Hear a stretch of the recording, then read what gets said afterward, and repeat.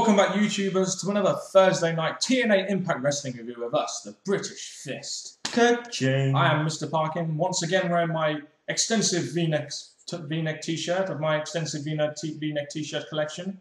And this guy sitting next to me, the extended NJ version of N to the J, it's NJ.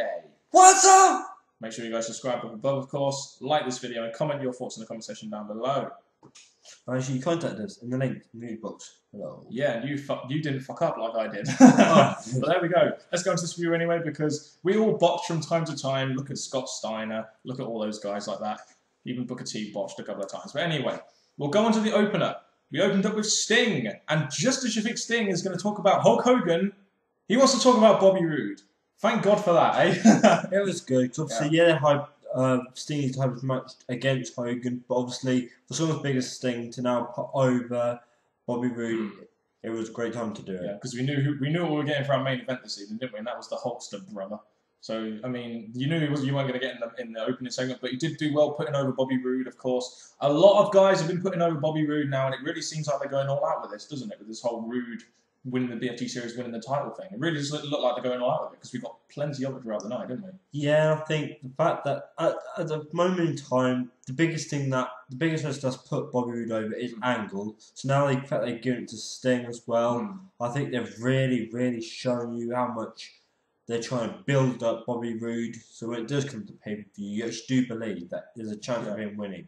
It was a little bit weird to see Sting and Bobby Roode talking to each other, but I don't mind it because it's done its job of putting Roode over again. And then, you know, Roode asked Sting to take care of Hogan. It's like, okay, there is a little bit of history between the two. And for me, the opening segment really should have just stopped there. But instead we had AJ Styles coming out. But I guess the one thing I will say, though, he goes over, puts Bobby Roode again. You know, AJ Styles is a company guy. This is hype for the main event. That's the one thing I will say for that. Even though I felt we should have stopped there, at least Styles coming out, hyped up for the main event, with Angle coming out too.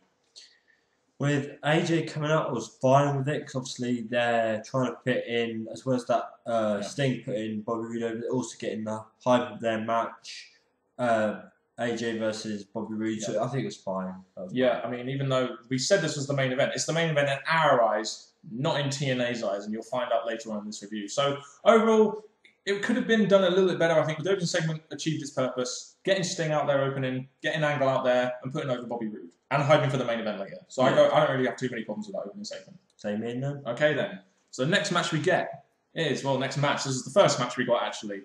The first match we got was a ladder match, X Division match, for the #1 contendership for the X Division Championship between Brian Kendrick, Zema Ion, Kid Cass, Jesse Sorensen, and Alex Shelley. And one thing I will say here, though, NJ, we had our scenarios on commentary. I wish they'd have built this a little bit more. This is the thing after the opener. I really wish they would have built this more, like, and maybe announced it last week or something. Do you know what I mean? Something like this really needs to be built to a little bit. It would have been a good idea, because, again, for a match to be a ladder match, instead of just a normal singles match or an elimination match, it was actually a ladder match. They should have gave it more hype, just so you can have more to look forward to and more feeling towards the match. Yeah, because I mean, if I saw this match last week, I would have really wanted to tune in this week. I didn't know about this until I looked at the spoilers. They only showed Kendrick's entrance, though, which was really stupid, really, wasn't it? Because you're kind of forecasting who's going to win. Just at least give 2 or 3 entrances. Just saying, it really helps the match a little bit better if that happens. Yeah, when we came back from commercial break, you see them all in the ring, and I'm just like, okay, yes, you maybe won't be speeding up time along, but you only have one come out, so it's basically saying the one come out, there's something special about this wrestler, and he's going to win. So it's really poor for TNA. I really enjoyed Aries on commentary, and this match, I expected a lot from this match, because I love X Division action, and to me, this match was decent for what it was. It only got 6 minutes, but it wasn't as good as I thought it would be. I thought there would be a bit more X Division action in there, a bit more high flying, but it really wasn't as much as I expected. But I guess at least we've got our #1 contender now for Bound for Glory, which is what we needed. Now they can just build Kendrick versus Aries going into the pay-per-view. Okay, the thing I want to say about this is that, yes, I would expect the match to go on either longer or have more spots in the match. Definitely. One of the two. The fact is, we've got a shortish match with not enough spots in, so it really let this match down. And the other thing I want to say is that I can't believe that Brian Kendrick is going for the championship again. I would have had my Shelley. Before reading the spoilers, I would have said Shelley all the way. Same way, I would have said Alex Shelley. I thought the finish was a little bit quick. I expected a little bit more from this match, so I was a little bit disappointed, but I guess it's achieved the segment focuses on the pay-per-view, which is good, so I guess it achieved that. Yeah, but like, if it is all controlled on the pay-per-view, wouldn't you want to see Austin Aries versus Alex Shelley more than Austin Aries versus Kendrick? Yeah, but he's won it now, so I kind of got to accept it. Anyway, should we move on to a segment which has something to do with the pay-per-view, but we really don't want it to have something to do with the pay-per-view? Yeah, let's go on to it. Okay, then we have a segment between Jeff Jarrett and Kaz, and you just know a big Bound for Glory pay-per-view is coming up when Jeff Jarrett is getting involved in a segment when he's really had not much prominence on TV ever since that whole Angle thing.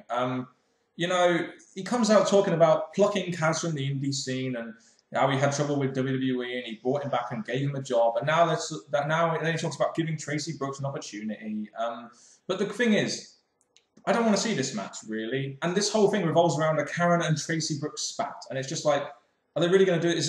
Why do they have to have Jarrett involved in the pay-per-view? And really, he shouldn't really be involved in Bound for Glory, really? No, this segment of TNA, I really didn't get into it all. It's basically, it got boring as it went on. But you do get to see this big fight at the end. So that's good. That's kind of made that whole segment interesting. Yeah, Jeff Jarrett says he's going to make both of their lives miserable, and they have this brawl with security, and then Gunner comes out and attacks Kaz, so, you know, it was a good, the brawl was good, I didn't mind the brawl, it's just that I don't understand why Jeff Jarrett is getting involved in a fucking pay-per-view match. No, but having Gunner come out, he weren't really going to do anything tonight, so for him to actually come and get involved in this, to stick up for his immortal member, Jeff Jarrett, I think it was good for Gunner, and hopefully this will lead to something better for Gunner. Yeah, hopefully, but I don't have much hope for this match at all, but there we go.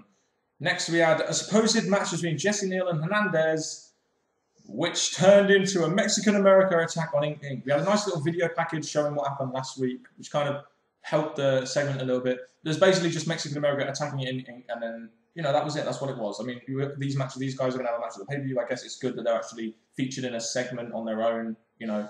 I agree, the video package did help because, yes, you did see last week the way they described it and said why this match is happening, then it happened, and then it was just a lot of wrestling outside the ring. Yeah.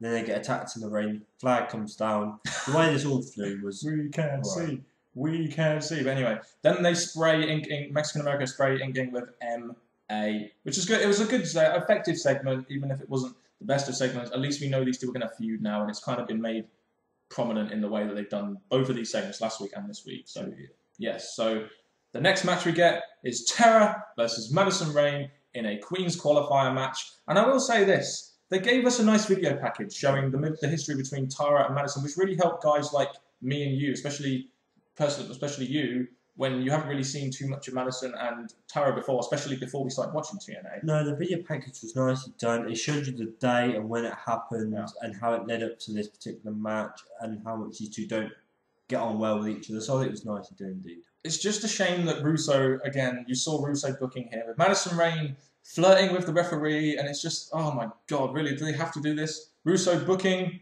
The whole thing I'm going to say is that, yes, it had the whole Russo booking all over it. There weren't a part of this match I thought, this could be a good match. But sadly, knockout matches, I've said before, I look forward to them. But as soon as I saw this whole ref flirt thing, my mind just switched off. Well, it just really didn't help the match. Why can't you just have these two go out and have a good match to go after the number one contendership for the title? Madison Rayne wins after she puts her legs on the ring. It's kind of like saying, well, Madison Rayne isn't good enough to beat Terra, but she's going to be involved in that fatal four-way.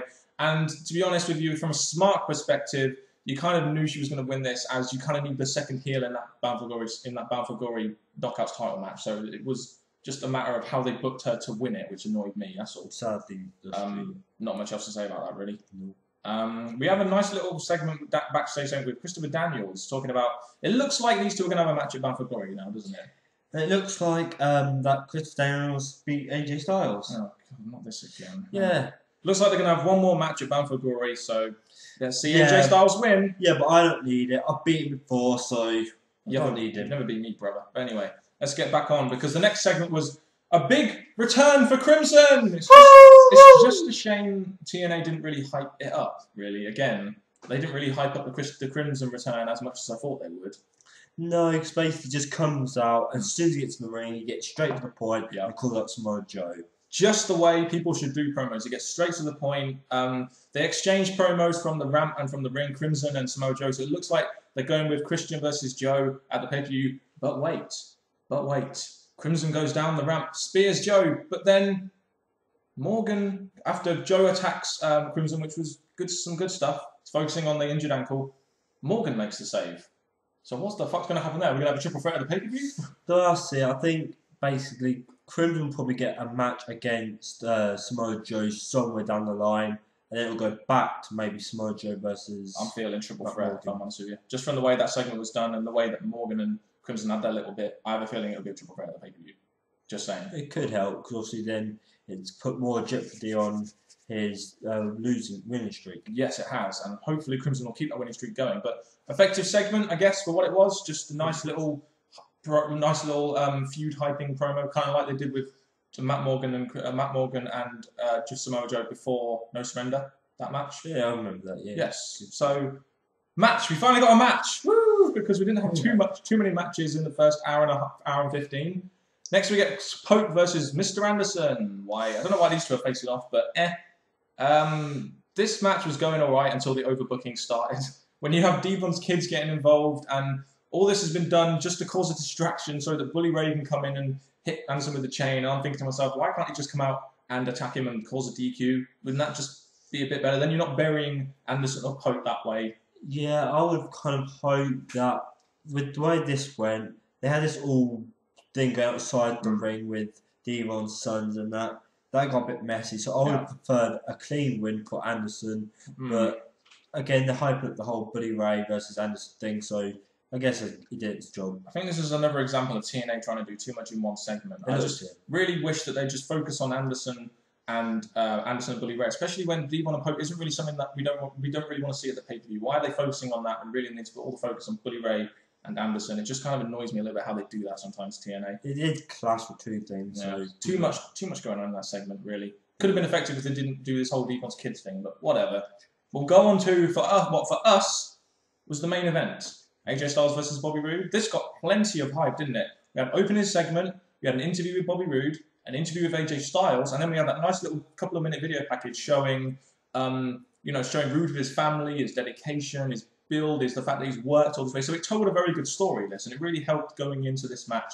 It's the kind of thing that we really want to see them hammering home with this match between him and Angle, isn't it? Yeah, I think that I'll give that too. The video packages and all that building up Bobby Roode was nicely done. And they come to this match again. I'm saying that this match was good because obviously you had AJ who wanted to prove that he wanted to actually fight against Bobby Roode. He weren't just doing it just to put him over or anything. They actually wanted to fight up and fight. Good storytelling, wasn't it? Very good storytelling. Very good. The match was, like Andrew said, the match was good. But you kind of expect this from Bobby Roode and Angle. Oh, I expect that Bound for Glory, yes, but Bobby Roode and AJ Styles, I expected a good match between the two. There's not really much else to say about this. It was just a good match with some good storytelling building up to... I'm so looking forward to James Storm and Bobby Roode now. I'm telling you now. Styles holds up Roode's hand at the end of the match and says that, he's ready. Good hype for Bobby Roode. I like the way they did this. It was very good. Just a shame this wasn't the actual main event. No, the way they did this, again, just like past matches and the future matches we're going to get, the whole their team going against each other, Fortune going against each other, it was nicely done. AJ showed respect and Bobby Roode came out looking strong. Cannot fault this segment at all. I think it's done very well. It's doing very well to hype up Bobby Roode as a proper main event guy, as if he can win that title. And I'm really looking forward to that match now. I think my anticipation will grow next week after Bobby Roode versus James Storm. And that's all I'm going to say. So I'm really looking forward to that match. Any more to say about that segment? That's it. No. And to be honest, if TNA ended there, I would have been really happy with the show. But then we get our Hulk Hogan segment, brother. We get Hulk Hogan coming out. We knew it was going to be the main event from the big get-go. But the way that match was built, you really thought that was going to be the main event, didn't you? But then Hulk Hogan comes out and has to take all the spotlights. And he has a little announcement to make, doesn't he, NJ? Yeah, the thing about this is that it did go on for a bit of a long time. Basically, he was just going to a lot of history talk, he was, about how he helped these certain wrestlers who are going to come up in the company, how he gave all his help to get them to where they are, and his job here was done, basically. And you have Sting backstage, are they really buying this? What an Oscar winner. And he starts saying, are they crying? And you have that one shot of the woman in the crowd crying. The one person who's actually believing it. To be honest with you, I've seen spoilers, so I know what's going to happen. All I'll say is, he says there's going to be a special announcement next week about his final time entering the ring. You know, I didn't have too many problems with this segment, if I'm honest. I really thought I would do, but I didn't have too many problems with it. You know, it's given us anticipation for next week, and we all know that Sting versus Hogan with Bantamweight is going to happen, though, don't we? So it's not going to be his last time in the ring. This boy was once a Hulkamaniac. Anyway, NJ, are you ready to give your thoughts on the show? Are you ready to give your thoughts on the show, or do you want me to talk? Okay, go on then. You go. Thoughts on the show overall, was basically, I went into this event thinking, okay, let's give it a chance because it's got to be better than last week. The thing about this is that each segment, there was parts of the segment that weren't needed, that kind of thought you're building too much into one thing. The beginning was all right, but then obviously other people had to come out and make it a bit too much.